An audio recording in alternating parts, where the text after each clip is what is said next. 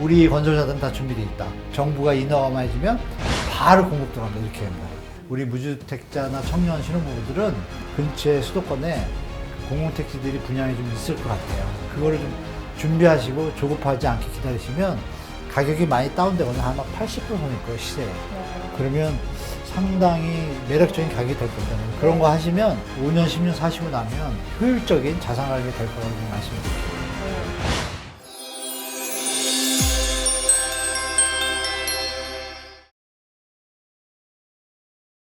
최근에 혹시 기사 보셨어요? 서초구 방배동에 일반 분양가 나왔는데 네네. 84제곱미터가 22억에 나왔어요. 여기 네. 분상제거든요. 그거 원래 제가 알기로 이게 17억 19억 예상하던 건데 맞습니다. 더 높게 나왔네요. 예, 추가 분담금도 계속 늘어난다 이렇게 알고 있었지만 저도 한 5,500에서 6천 정도 네, 그 네. 정도 생각했거든요. 18억 딱 좋은데. 높아봐야 19억. 네네. 예, 근데 22억이 나왔어요. 시세는 더 오른다고 보기 때문에 그 기존 신축 5년 이내 신축 이쪽으로 또 많이 몰릴 몰리는 것 거 같아요. 아니나 네. 계속 뭐 공사비는 떨어지지는 않을 거 아니에요. 이 분위기, 공사님 이미 오르진 않습니다. 떨어졌습니다, 이미. 떨어졌는데 떨어졌어요? 반영이 안 되는 거죠. 아. 그것도 말씀드릴게요. 네, 그래요. 우리 이제 건설 자재가 이제 그 철근하고 콘크리트가 핵심인데 네네. 전체 공사비의 50%가 직접 공사비잖아요. 네. 그 50% 중에 또 50%. 그러면 전체로 하면 공사비의 25%가 철근 콘크리트예요. 네. 그러면 그게 지수가 2007년, 10년 이때 100이라고 하면 지금 한 140 정도 됐어요. 그러니까 한 40% 올랐죠. 그렇죠. 그러면 25%에서 40%니까 엄밀히 말하면 8%에서 10% 오른 거예요. 네. 전체 아파트 어느 한 세대를 봤을 때 8에서 10%밖에 안 올랐어요. 비중을 따지면. 근데 그거를 자꾸 이 언론하고 펌핑을 해가지고 지금도 신축 분양가 최근에 서초 땡땡땡이 하도 건설사들이 좀 힘들어하니까 평당 1,300에 계약한 게 좀 제일 높은 데고 보통 1,000대 하잖아요. 네네. 8, 900대는 건설사들이 안 들어오고 안 있고. 들어와요, 잘. 그 1,000이라고 그러면 3억이잖아요. 서너 평이면. 네. 근데 분양가 왜 22억이에요? 토지값이라는 얘기예요. 그래서 토지값이죠. 우리가 아실 게 뭐냐면 분명히 건축비는 올랐어요. 올랐는데 그게 지금의 아까 말씀하신 17억에서 10%면 1억 7천이잖아요. 네. 그러면 18억 말씀하신 19억. 19억만 하면 딱 맞는 건데 뻥 하는 건 뭐냐? 부풀려진 최근에 이 분위기가 있는 거죠. 아까 말씀한 얼죽세 있잖아요. 네. 그거를 이제 이용한 마케팅 같아요. 엄밀히 보면은 우리 앵커님 보신 게 너무 정확해요. 제가 봐도 분상제라는 게 뭐예요? 그 원가 대비 수익 딱 적정하게 해서 토지비하고 네, 건축비. 예, 건축비하고 다 이익까지 계산해가지고. 넣어주고 예. 그리고 조합에서 쓴 운영비도 다 넣어주고 이런 거 해서도 남는 게 해주는 거거든요. 네. 근데 그거를 그냥 튕겨버리는 거잖아요. 그래서 서초구 분양가 심의위원들이 조금은 국민을 위해서 자꾸 거품이 되고 있는 거 다 알고 있지 않습니까? 그 부동산 우리 뭐 프로시잖아요. 그러면 돌아가는 거 잘 아시니까 18억, 19억이 적정하다고 보시는데도 불구하고 갑자기 22억? 와, 20, 30%를 튀네?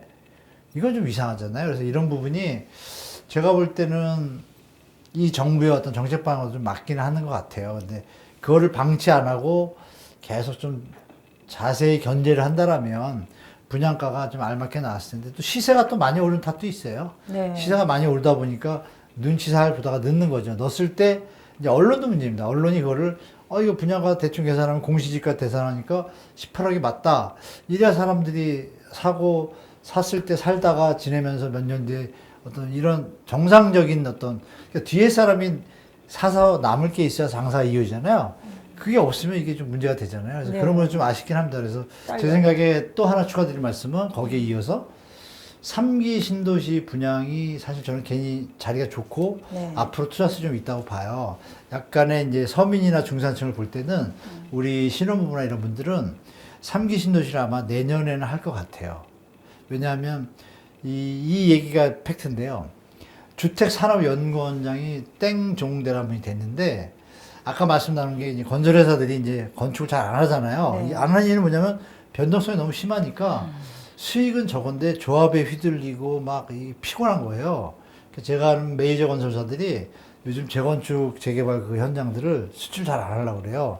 그런데 공공주택 용지에 그걸 토지를 분양받아서 분양을 하면 이건 아주 쉽거든요. 분양가가 낮으니까 수요도 있고. 그래서 주택산업연구원장이 그 얘기를 합니다. 작년 12월에 우리 건설사들은 그 주택산업연구원이 뭐냐면 건설사가 회원사인 그 국가에서 지정하는 그 연구원이에요. 근데 이분이 뭐라고 얘기를 하면 취임사에서 그 얘기를 하거든요. 우리 건설사들은 다 준비되어 있다. 정부가 인허가만 해주면 바로 공급 들어갑니다. 이렇게 합니다. 그건 뭐냐면 현재 기존 주택시장에서 수주가 약해지니까 건설사는 돌려야 되잖아요. 그러니까 공공주택 용지를 돌려야 되는 거예요. 그게 이제 원래 상식적으로 아시잖아요. 민간이 막 좋다가 민간이 안 좋아지면 공급량을 맞추기 위해서 국가가 공급택지를 공급하고 균형을 맞추잖아요. 딱 그 타임인데 PF나 이런 거 바치느라고 지금 타임을 자꾸 지연하고 있거든요. 그런데 최근에 금감원하고 이쪽에서 최상목이죠. 그 양반이 네. 3기 신도시 분양 들어가겠다는 얘기를 했어요. 그 얘기 뭐냐면 하반기나 내년 보면은 나오겠구나. 어느 정도 이 가격이 더 오르면 욕먹을 것 같잖아요. 그러니까 그 상태에서 3기 신도시나 공공택지들이 좀 나올 것 같아요. 그러면 우리 무주택자나 청년 신혼부부들은 3기 신도시 분양하고 또 근처의 수도권에 그 공공택지들이 분양이 좀 있을 것 같아요. 그래서 그거를 좀 준비하시고 조급하지 않게 기다리시면 가격이 많이 다운되거나 아마 80% 선일 거예요, 시세에. 네. 그러면 상당히 매력적인 가격이 될 겁니다. 그래서 그런 거 하시면 거기는 입지가 좋고 교통이 좋기 때문에 GTX만 다 연결되니까 5년, 10년 사시고 나면 정말 따뜻하기보다는 효율적인 자산 관리가 될 거라고 좀 말씀드릴게요. 네. 근데 최근에 교수님 그 기사 보니까 3기 신도시 네. 사전 청약, 사전 청약? 예, 네. 그 폐지하고 네. 그다음에 이미 이제 청약에 당첨된 사람들 거 그 현장이 이제 진행이 안 되다 보니까 그게 네. 또 취소가 되는 네. 뭐 이런 기사도 나왔던데. 그게 이제 어떻게 보면 소송감인데요. 네. 그분들은 지금 이거 믿고 있다가 기회 비용 다 날린 맞습니다. 거다 정확하십니다. 이거잖아요. 기회비용은 지금. 날렸는데 예. 그분들이 아마 모이고 있는 걸 알아요. 소송 걸려고. 소송해야 근데 될 이게 것 스토리를 같아요. 아셔야 될 게 뭐냐면 네. 그 사전청약 현장이 LH가 한 데들은 그나마 막 가려고 하고 있는데 공공택지인데 이제 시행사가 받았어요. 건설사가. 그러니까. 받아서 사전청약을 했어요. 네. 왜? 사전청약 택지는 또 싸게 받아요. 그러니까 사전청약을 할 때 가이드는 주잖아요. 네. 본청약 때 정한다 하지만 그런데 지금 공사비가 그 사이에 많이 올랐고 자기들이 지금 이거를 돈을 투입해서 공사를 들어가야 되는데 여력이 안 되는 거예요. 그러니까 이게 묘한 게 이 건설 시행사의 자체적인 문제와 정부가 볼 때는 옳다고 나죠. 왜? 지금 집값을 떠받치려고 공개 조작 정책을 하고 있는데 이게 없어지면 욕은 좀 먹겠지만 공급이 적당한 신호가 가니까. 그러니까 사실 정부 당국자들한테 드리신 말씀이 언제까지 이렇게 빚하고 대출로 대한민국을 이렇게 해서 저출산 이거를 심각한 문제가 아시면서 이건 좀 이제는 좀 자제했으면 하는 좀 말씀드리고 그 사전청약 문제가 전혀 문제 없는 제도거든요. 네. 그 예전에 좀 좋은 10년 제도라고 차에 생각이 뭐 드는데. 입주한다 했는데 지금 네. 사실 정부가 이걸 지금 일부러 공사를 안 하고 있습니다. 박근혜 때랑 좀 비슷해요. 박근혜 때도 공사할 수 있는데 안 했거든요. 공급 중지했거든요. 일부러. 이게 사실 국가나 국가의 지도자들이 할 모습은 아니죠. 공급할 거 해줘야 안정적으로 되고 청년들이 희망도 있고 또 그리고 또 이제 이렇게 자산가들이 있는 뭐 반포나 강남 상구는 그 시장은 그 시장대로 가고 이렇게 같이 가줘야 되는데 한쪽으로 다 모니까 지금 우리가 말씀 나눴던 가처분 때문에 가계부채가 심각해지고 다른 부작용이 생기잖아요. 이런 걸 좀 총체로 볼 때 제가 볼 때는 사전청약 이 부분은 많이 아쉽습니다. 아쉽고 네. 제가 대통령이었다면 사전청약을 더 완벽하게 해서 좀 국민들을 위해서 좀 도와줬을 텐데 그 부분이 좀 많이 아쉽습니다. 네. 댓글에 우리 한문호 교수님 국토부 네. 장관으로 막 추앙하시는 분들 많던데. 아유. 근데 사실 저뿐이 아니라요. 네. 아무 분이나 하셔도 다 아시잖아요. 대한민국의 집값을 떠받치는 게 전세 대출과 일시적 이주택자들의 사고팔기의 연속성, 그리고 정부의 간헐적인 이렇게 투자 환경 이런 것들이 합쳐지면서 올라가잖아요. 근데 제가 민간 시장을 나쁘게 보는 게 아니라 경제가 발전하고 소득이 늘면 당연히 부동산 가격이 오르죠. 그럼 적정선에서 오르거나 조금만 더 올라야 다른 경제 분야, 그죠? 노동하시는 분들이 노동의 가치에 대해서 박탈감을 안 느낄 텐데 지금은 너무 기득권 카르텔 쪽으로 가가지고 너무 이게 심각하니까 아니나 다를까 청년들이 희망이 없잖아요. 그리고 청년들이 지금 주택 정책에 대해서 뭐 혀를 내두르잖아요. 포기했다 하더라고요. 제가 물어보니까. 이게 과연 바른 국가의 모습은 아니잖아요. 이거는 제가 아니라 누가 돼도 다 아는 거예요. 전세 대출 좀 줄이고, 그죠? LTV, DSR 소득 수준에 맞게 집 사고 이러면 미래의 희망과 예측이 가능한 어떤 구상을 젊은 세대나 신혼부들이 할 수 있을 것이고, 그러면 우리가 삶의 행복 지수가 지금 거의 좀 바닥이잖아요. 선진국 중에. 이런 것들이 이제는 좀 바뀌어야 되지 않을까. 그거는 이제 저는 저뿐이 아니라 누구나 알고 있는데, 자제와 우리 민족과 국가 미래를 볼 때 어떤 게 바른지는 다 알잖아요. 그런 쪽으로 좀 이제 조금은 이제 바뀌어야 될 때가 아닌가 좀 말씀드리고 싶어요. 네네. 그리고 최근에 제가 이제 기사 또 보니까 네. 서울은 막 폐교를 하고 있는데 초등학생 수가 급격하게 늘고 있는 곳이 인천이다. 이 기사 맞아요. 보셨죠? 네네. 그럼 그건 제가 인천으로 많이 갔다는 얘기인가요? 네, 2년 전에 제가 말씀드렸는데, 예. 그 인천도 많이 가고, 아산. 김포도 많이 예. 가고, 동탄도 많이 갔어요. 예. 동탄이 많이 비싸다고 하지만 서울 대비 좀 깜짝 놀란 게, 저도 서울에 있지만 어느 날 이렇게 뵀는데 어느 작가님인가 PD님이에요. 네. 근데 출퇴근을 동탄에서 왔다는 거예요. 그래서 동탄에 그러니까 출퇴근하시는 분인데, 그래서 동탄이요. 저도 참 제가 좀 쑥스럽지만 의식이나 어떤 현장의 어떤 젊은이들의 실제 생활을 100% 그분을 통해서 들었어요. 네. 동탄에서 1시간 10분이면 도착한대요. 근데 동탄의 집값이 서울에 비하면 3분의 1란 말이에요. 네. 물론 중요한 지역은 좀 비싸지만, 예. 그러니까 제가 젊은이들에도, 그리고 인천 얘기하셨잖아요. 네. 인천은 아시겠지만 지금 대단지가 많이 들어왔어요. 뭐 부평, 힐스테이트 돼가지고 막 3천, 4천 커뮤니티 좋고. 인프라 좋죠. 그리고 완전 주변에 좋죠. 막. 그러니까 네. 지역만 인천일 뿐이지 서울의 웬만한 아파트 단지보다 훨씬 좋단 말이에요. 네.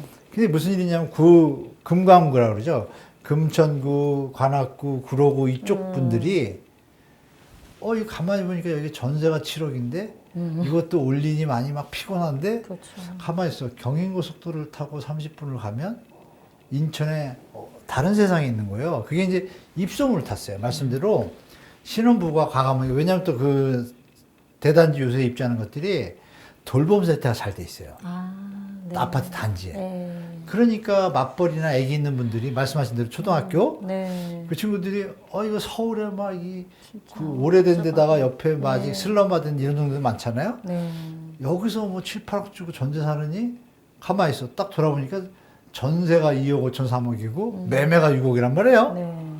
그러니까 이 한 몸 희생에 처자식 정말 행복하게 초등학교까지 살 수 있잖아요. 네. 편안하게. 네. 너무 환경이 좋으니까 말씀대로 대거 금강구에서 서울의 인구들이 인천으로, 이건 낙향의 차원이 아니에요. 네, 네. 더 좋은 곳을 찾아서 다들, 다만 가장인 내가 좀 희생을 아빠는 해야죠. 조금 희생하는 거. 네. 그건 뭐 어느 때나 있었잖아요. 그래서 지금 인천이 사람들이 많이 갔어요. 갔는데 그래도 너무 싼 거예요. 그래서 너무 싸다 보니까 최근에 또 올라가니까 막 가니까 네, 인천도 가격이 좀 따라서 올라가는 거예요. 오르죠. 네. 근데 올랐는데도 저렴합니다. 저렴하죠. 그러니까 가보니까 1,500세대인데 와우 이렇잖아요. 가게 되죠. 저부터도. 네, 네. 근데 그런 세대들이 지금 많이 늘고 있다. 이렇게 말씀드릴게요. 요즘 MZ들의 특성입니다. 얼죽새 아니면 네. 신축인데 뭐라고 표현될까요? 그다음에 스마트한 어떤 뭐 계층들이 생기기 시작했다는 네, 말씀드릴게요. 네, 네. 그러니까 예전에는 막 학군이다 그래서 네, 뭐 그것만 대치동 따졌죠. 막 강남 뭐 이랬는데 아. 어지간하지가 않잖아요 지금 집값. 맞아요. 말도 안 되는 집값이고 전세값도 마찬가지고. 네. 그러니까 진짜 지옥이거든요. 그래서 헬 조선이다가 아니고 헬 서울이다 뭐 이런 그런 얘기 말 할 나오죠. 수밖에 예, 없는데 맞아요. 네. 진짜 답 없는 것 같아요. 진짜. 제가 이 얘기 드리는 게 네. 서울 얘기했잖아요. 네. 어느 분이 열심히 해가지고 사실하려 되잖아요. 그죠? 로스쿨 나오고 해가지고 변호사예요. 네. 역삼동을 이제 딱 서울에 입성을 한 거예요. 역삼동에. 근데 이제 한 7년을 오피스텔에 살았대요. 근데 여러분, 변호사 신입 변호사라고 해야 되죠? 네. 신입 변호사도 조직에 들어가면 그 연봉이 뭐 비슷해요, 대기업이랑. 그럼 월세 보통 100, 150 내거든요. 네. 150 내고 관리비 30 내면 200 뚝 빠이고, 자기가 먹고 쓰는 거 100 딱 빠이고, 네. 조금 더 쓰면 3, 400 빠이잖아요. 예. 그럼 250에서 300원 나간다 그러면 연봉 7천이면요, 여러분. 연봉 7천에서 1억 사이거든요, 신입들이. 네. 그것도 많이 주는 될 거예요. 그러면 그 변호사분들이 그렇게 역삼동에 오피스텔에 임차인들 많아요. 네. 그럼 누가 봐도 변호사가 왜 오피스텔에 월세 주고 살지 이러는데 생각해서 지금 계산 나오잖아요. 10년 차가 돼야 그나마 2, 3억 모으는 거예요. 그래서 그분들이 가다 못 쫓아가니까 이렇게 정상적인 우리 노동의 가치를 얘기하는 거예요. 못 쫓아가니까 그냥 오피스텔 하나 사요. 거기서 머물러요. 그리고 돈을 모으면서 운이 좋으면 결혼을, 이러니까 점점 결혼 안 하는 거예요. 네. 능력 있는 분들조차. 이게 좀 아쉬운 현실이죠. 그래서 이제는 이제 아파트 값의 어떤 폭등은 국가 국민에서 조금 조정되는 게 좋지 않나. 좀 갭 투자하는 사람만 좋잖아요. 그래서 인구 우리 2천만 가구잖아요. 2,200만 가구인데 갭 투자하는 분들이 요새 한 5만 명 늘었어요. 제가 보니까 일시적 이주택자가. 그럼 다 합하면 한 300만 돼요. 그러면 12% 정도 되잖아요. 왜 90% 가까이가 이렇게 힘들어야 돼요? 이거는 이제 조금 조정할 때가 되지 않나. 그래서 정상적인 시장에서 우리가 소득이 늘고 내수가 늘면서 돈을 모아서 주택가격이 오르고 이렇게 차근차근히 우리 저 앵커님이나 저나 다들 결혼할 때 거의 90%가 결혼할 때 아파트 가시 그때 아파트도 별로 없었고 그냥 월세 전세 출발해서 차근차근히 왔잖아요. 근데 네. 지금 젊은이들은 그게 안 되잖아요. 이건 좀 제가 볼 때 안타깝다 좀 말씀드리겠습니다. 예. 그래서 지금 너무 양극화도 심하고 심하죠. 지금 네. 전체적으로 막 세금도 높은 데다가 막 다 헬조선이다. 이 얘기 지금 다들 느끼실 텐데 네, 한국을 떠나는 지금 사람들이 뭐 굉장히 많이 들고 있다. 예. 진짜예요. 선진국으로 다 가는 거. 예. 네, 호주도 미국, 많이 가고 미국도 예. 많이 가고 그게 스웨덴, 뭐냐면 스위스 뭐 이렇게 다 가고 있잖아요. 우리 서울도 이제 이 예를 좀 말씀드리면 좀 이해가 되시는지 모르겠는데 좀 연결될 거예요. 네. 이거 서울에서 밀려나가지고 경기도로 왔는데 경기도도 15억, 20억이래. 뭐 이제 인터넷 때가 됐어요. 어느 날 보니까 미국 친구가 야, 거기서 20억 받고 뭐 하고 있니? 뭔 소리야? 그러니까 일로 와. 거기도 서울 나가려면 1시간 가지. 여기서도 1시간 가면 바로 시드니고 바로 LA야. 그러니까 미국이나 호주도 이 도심이 있고 조금 떨어진 데 있잖아요. 근데 걔네 나라들은 도로가 잘 돼 있잖아요. 빵빵이잖아요. 근데 거기에 아시겠지만 그 6억 정도면 다 수영장 딸린 저택이에요. 그러니까요. 1시간 거리에. 그런 집들이 있더라고요. 그러니까 말씀 주신 대로 부인이 야, 우리 그러면 죽기 전에 거기서 살아볼까? 이런 분들이 계신 거예요. 그리고 한인들이 모인 데가 있잖아요. 그 근처로 가시면서 요즘 은퇴하시면서 과감하게 네. 미국으로 가시거나 호주로 가시는 분들 꽤 많아요. 미국도 5억 되면 지금 영화에서 보던 그 주택이거든요. 도로 있고 아시죠? 잔디에 밭 있고. 그러면 20억짜리 갖고 있는데 대출 끼고 사느니 거기 가서 5억인가 그래요. 그 영주 5억으로 낮아진 걸 알아요. 비싸면 10억인데 집 사면서 들어가면 되거든요. 그러니까 가시는 분이 생길 수밖에 없지. 사실 저도 살짝 그래요. 네. 살짝 노년을 갖다가 한국에서 자식 이런 관계 때문에 고민스럽긴 한데 가만히 있어. 글로벌하게 본다라면 가면 살아볼까? 뭐 이런 생각도 저도 들거든요. 네. 그러면 이제 진짜 여기 한국에 염증을 느낀 분들은 가실 거고 실제로 뭐 고급 인력들은 많이 가잖아요. 네. 그런 현상이 이제 멈춰야 될 텐데, 그죠? 네. 그럼 또 부동산이 좀 정상화돼야 된다고 봐요. 그래서 실제 이공계 네. 해외 유학 가는 많이 사람들이 들어요. 다시 돌아오지를 않는데요. 안 돌아오죠. 네, 그래서 이공계 무슨 뭐 우리 AI 쪽에 맞아요. 그런 맞아요. 뭐 자격증 이런 거 미국, 갖고 네. 계신 분들이 한국이 1위래요, 거의. 맞아요. 한국 사람들이. 거기가 살기도 좋은데. 근데 다 해외에 있는 거예요. 우리나라 안 들어오고. 슬픈 일이죠. 굉장히 슬픈 일이고, 그래서 변호사도 서울살이가 만만치 않잖아요. 만만치 변호사도. 않죠. 네, 네. 그래서 의대 쪽으로 그거 맞아요. 지금 다시 정확하시다. 또 몰리고 있는 거 역시. 아닌가. 초입 변호사도 대기업 월급도 비슷하지만 죽기 직전까지 부려먹는 그런 분위기라고 하더라고요. 그래요? 네. 부려먹는데요? 네, 엄청나게 힘들대요. 일을 엄청 시키는 네, 거예요, 맞아요. 그러니까 의사가 훨씬 더 덜 낫지. 낫잖아요. 맞아요. 그리고 소득도 더 맞아요. 이제 그러니까 의대 쪽으로 또 다시 공부해서 이런 분위기가 아닌가 뭐 이런 맞아요. 생각도 이게 들더라고요. 국가적으로 문제인 것 같아요. 그죠? 네. 여러 가지 인재들도 그렇고, 앵커님 말씀대로 전반적으로 인천으로 초등학생들이 많이 가고, 서울은 인구가 줄고, 이런 조금 보기 얘기하기 불편한 현실들을 싱가포르 얘기를 드릴게요. 싱가포르가 나라에서 집을 다 주잖아요. 네. 근데 민간 시장이 잘 돌아가요. 따로. 그러니까 누가 임대주택에 평생을 살 수 있겠어요. 임대주택도 좋아.